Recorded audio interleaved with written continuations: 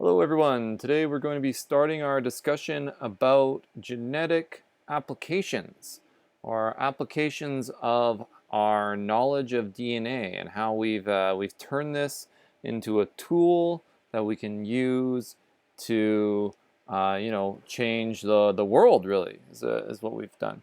So we're going to talk about. I'm going to be using the term genetically modified organisms in as close as I can to the current sort of scientific way of discussing genetic modification, and also trying to keep it in line with some of the science communicators that I agree with and my own personal views. So some people will argue that genetic modification or GMO organisms, there are definitions of GMO that are used in media that are separate from the biological definition of the GMO that many will use. So we're going to try to stick to the scientific genetic modification definition that scientists use, as opposed to the one that you might find in your store, and I'll explain what I mean by that in a second. All right, so for me, genetic modification, for me and biologists, genetic modified organisms means any organism that has had changes to their genome from the wild type. So from the type that is found in nature that evolved through natural selection. So the genome itself is the collection of genes and all the possible alleles currently available to a population within a significant percentage of the individuals. So for the wild type, we're talking about the majority of the population. So if we were looking at, say, fruit flies, for example, we would look across the genome, and we would say, okay, on average, the majority of fruit flies have either red or white eyes. They have either a regular pair of wings or vestigial wings, etc. But a genetically modified fruit fly might have some extreme mutation that maybe is found in the wild, but is not nearly as common or not considered part of the majority, part of the full population. If we look at wolves, for example, certainly in a European gray wolf, there's probably the random mutant who's running around with light hair, light fur, but in the husky breed, which is fairly closely related to the wolf, there are definitely a lot of huskies that have been bred to have white hair. So those have been modified away from the wild type, where most of the wild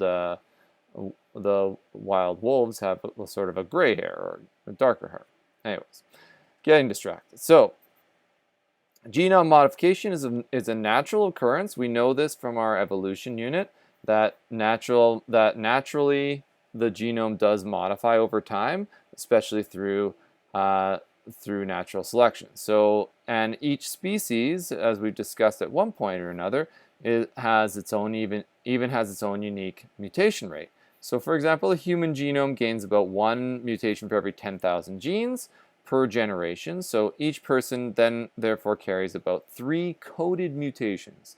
So these are 3 changes to your DNA codes that nobody else carries, or very few individuals carry. You are unique in at least three ways, although of course you're unique because of your unique combination of traits overall. These are typically from your father due to the fact that there's a high division rate in sperm. The higher the division rate of the cells, the more likely a mutation is to occur. The more likely a mutant exists. Meanwhile, bacteria, because they don't undergo sexual reproduction, they have only about 1 mutation every 100,000 genes, or 100 million genes, I apologize. So that means that this is much, much slower, right? Well, orders of magnitude slower, but of course, every bacteria can create about 200 a typical bacteria create 20 billion new bacteria in a single day.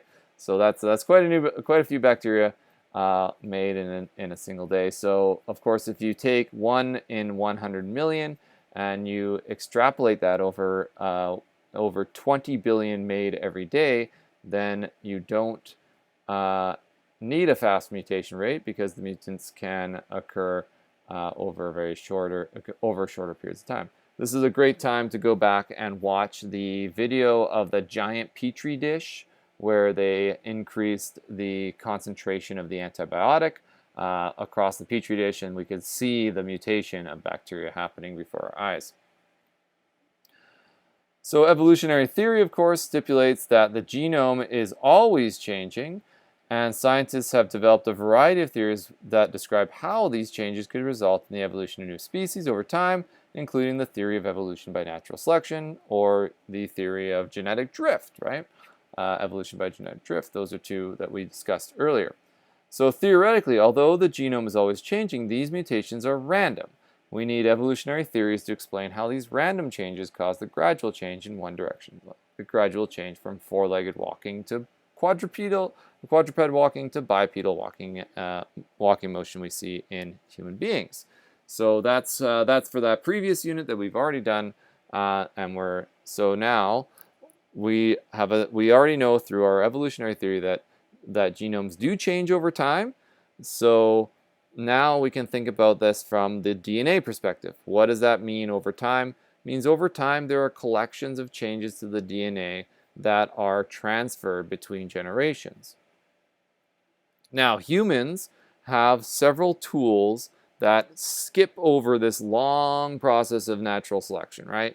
We have artificial genetic modification. And some of these we've discussed before. In fact, the section we'll discuss today is a repeat of something we did in our evolution unit. So hopefully this all seems very familiar. And then we'll talk about some more advanced ideas that we can do nowadays in our following video.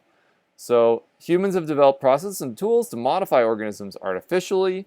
The species produced can be identified as genetically modified organisms, or GMO.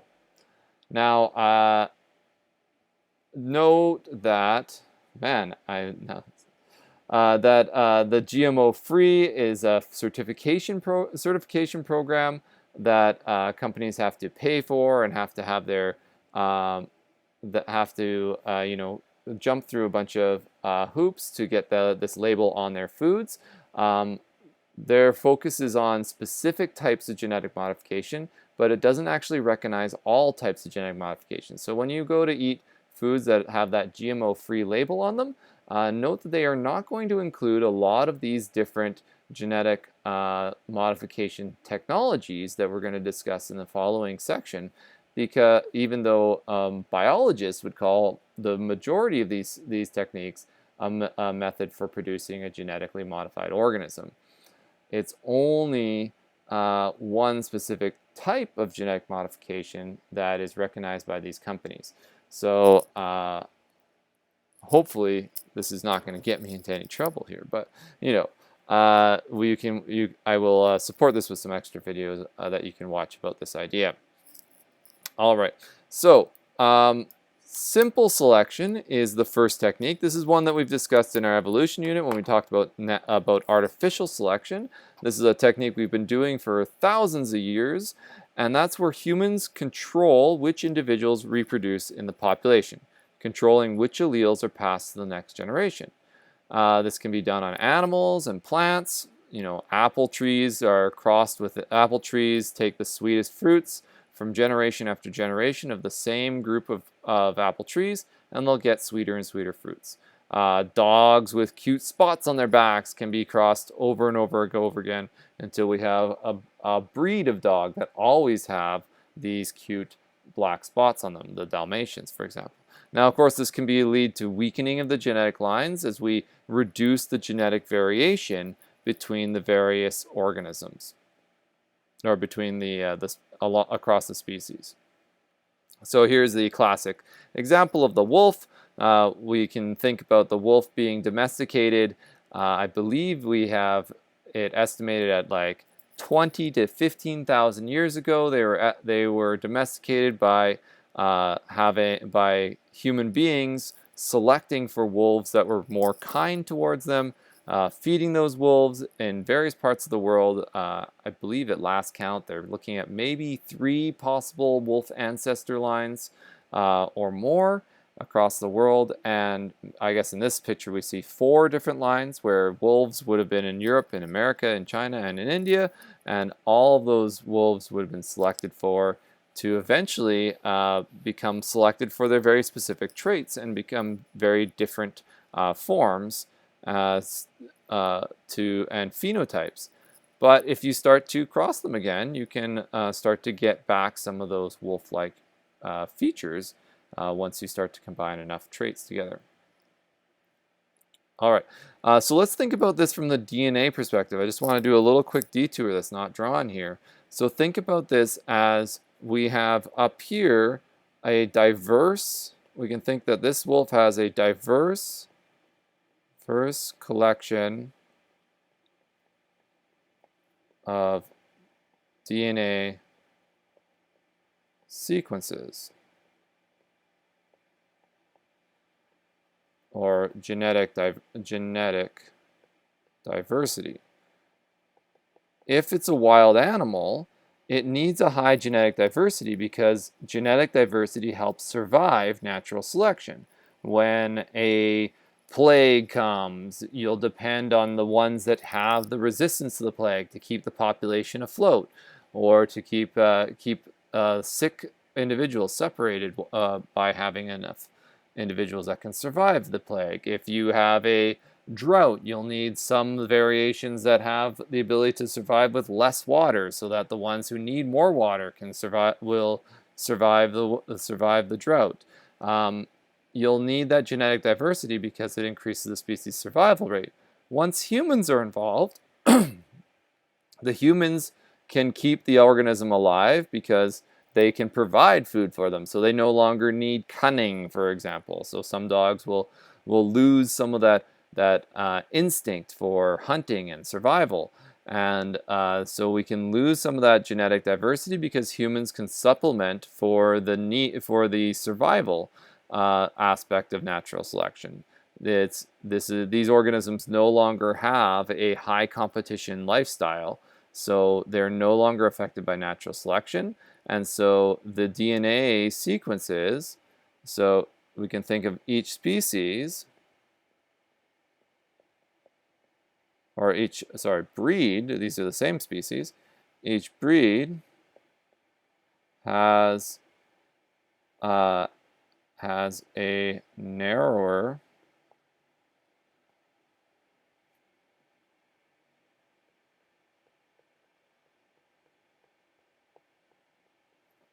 of DNA sequences. And we can think that individuals in each breed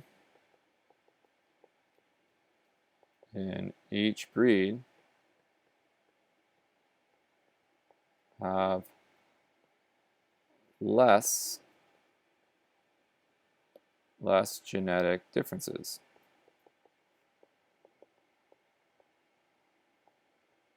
And that's how you can have a breed like a golden retriever that's known for its loyalty, and every time you get a golden retriever, you'll know it's they're going to be very loyal. You can have, if someone tells you they own a basset hound, you can say, "Oh, a hound, eh?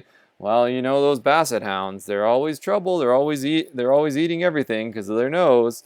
And those are true stories about, those are true things that dog breeds have, because dog breeds the genetic line has been narrowed to the point where their DNA has a much higher influence on their behavior and their abilities than before.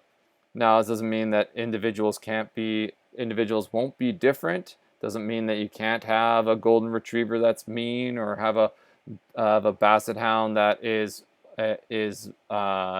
good at not eating everything in front of it. Those individuals will still exist, but when we think about the population, and the diversity of the population, we can think that every breed is sort of a narrowing, of the population. Little narrow humps out of the overall arc of possible genetic diversity that we would see in, say, a wolf. So the wolf ancestor would have a much wider variation of genetic traits. Now, crossing and or crossbreeding, interspecies crossbreeding, this is another technique that human beings have been very successful in doing without any genetic technology, not even knowing the DNA existed or knowing how alleles and things worked. And this is the idea of taking two plants mostly, sometimes animals, and trying to cross them to get new lines, new breeding lines. Dogs and stuff we do have examples of dogs purposes as well. So here we take two different genetic lines, attempt to cross them for favorable genetics. So crossbreeding introduces unknown, so crossing individuals with two genetic lines to combine for some favorable traits from both into one genome. This can create some unique strains of plants and animals, for example, broccoli, cabbage, Brussels sprouts, and kale. These are all cultivars, so they've all undergone simple selection of cabbage with a common ancestor. But then we might take those sort of breeds, or cultivars we call them in plants, but breeds would be in dogs, and then cross them back to get some sort of hybrid. So for example, we can get broccolini by we can take broccolini, which is a hybrid of broccoli and Kai Lan, which is unfortunately not on our list here.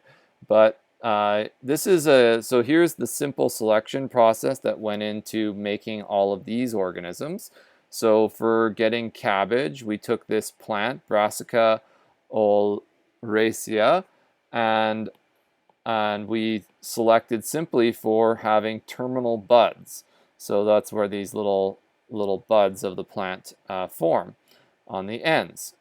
When the plant was selected for lateral buds, we ended up with Brussels sprouts. That's why the Brussels sprout and the cabbage seem so similar in appearance, is simply because they are the same plant, but selected for in different ways.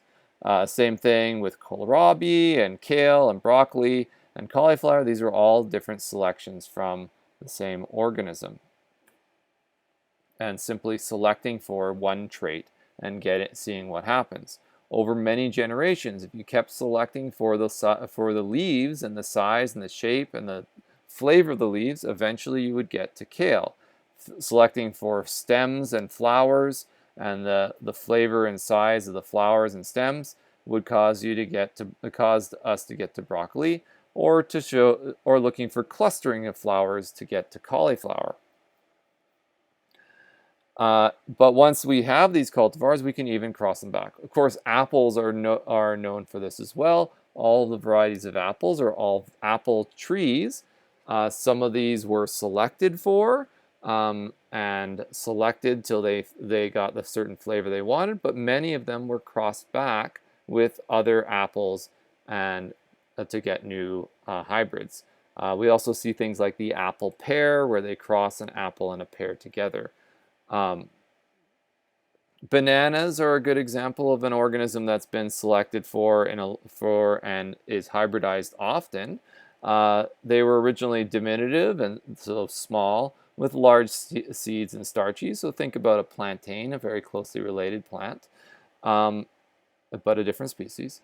And then through some extensive crossbreeding of the different banana cultivars that they already had, they ended up creating one that was quite delicious, but also sterile. So it was not producing flowers and seeds in the way that, or not producing seeds in the way that they could plant new banana plants. So without seeds and without new plants, they have to essentially start to graft. They graft branches from a living banana tree onto another tree and grow and propagate it that way, taking cuttings and growing those cuttings and growing the plant from cuttings. So that's essentially a form of cloning. Now this ended up becoming a problem because the banana also became less and less resistant to funguses that like to grow on those bananas. And so we actually ended up having a crash in the 70s where the bananas were essentially um, were where bananas were almost wiped out, and they had to do another crossing between some other cultivars that weren't as commonly bred. So because they were less commonly bred, the funguses and bacteria and pests and things were not as adapted to attacking those plants.